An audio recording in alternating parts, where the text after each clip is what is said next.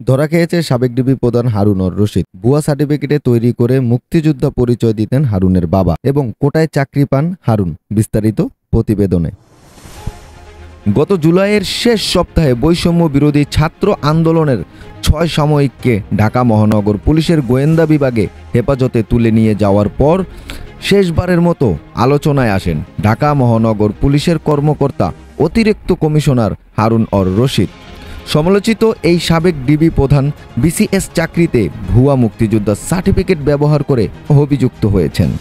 আজ শুক্রবার 16 আগস্ট জাতীয় দৈনিক কালের কণ্ঠে হাওরে বিপুল সম্পদ সাবেক ডিবি প্রধান হারুনের এই রিপোর্ট তার বাবা ভুয়া মুক্তিযোদ্ধা এ তথ্য প্রকাশ করেন। হারুন ঢাকা বিশ্ববিদ্যালয়ের সমাজবিজ্ঞান বিভাগ থেকে অনার্স MSS করেন। লেখাপড়া শেষ করে 2001 সালে বিএনপি সরকার এসে তার পদায়ন আটকে দেয়।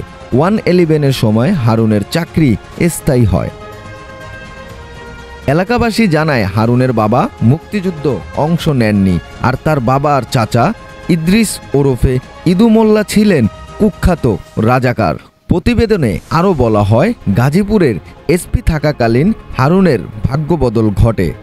সূত্রগুলো জানায়, গাজীপুর ও নারায়ণগঞ্জে এসপি থাকার সময় থেকেই হারুন তার পরিবারের সদস্যদের মধ্যে বাড়ির পাশে হাওরে জমি কিনতে শুরু করেন। নামে বেনামে তার কমপক্ষে 100 একর জমি রয়েছেন। এবার শতাধিক একর অন্যের জমি তার দখলে রয়েছে বলে অভিযোগ পাওয়া গেছে। যুক্তরাষ্ট্রেও হারুনের শত কোটি টাকার সম্পদ থাকারও গুঞ্জন আছে।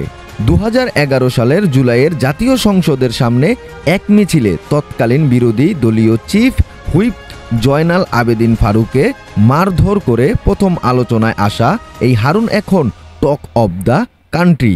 গোয়েন্দা পুলিশের মানুষকে তুলে নিয়ে গিয়ে ভাত খাইয়ে ভিডিও ছেড়ে দেওয়া, বিরোধী দলের প্রতিটি আন্দোলনে বিএনপির প্রধান কার্যালয়ে বোমা ও বাঁশের লাঠিসোঁটা উদ্ধার, প্রতিদিনই সাংবাদিকদের সাথে একাধিকবার ব্রিফিং করা, তাদের সাথে ফটো সেশন করা, যাকে তাকে ডিবিতে তুলে নিয়ে আসা, হেফাজতে নির্যাতন করতেন।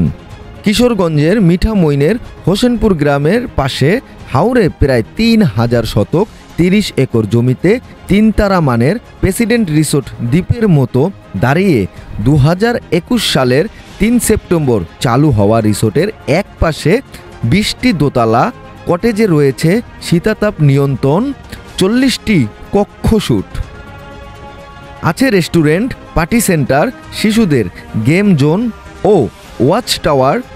এক একটি শ্যুটের দৈনিক ভাড়া 6000 থেকে 28,000 টাকা পর্যন্ত।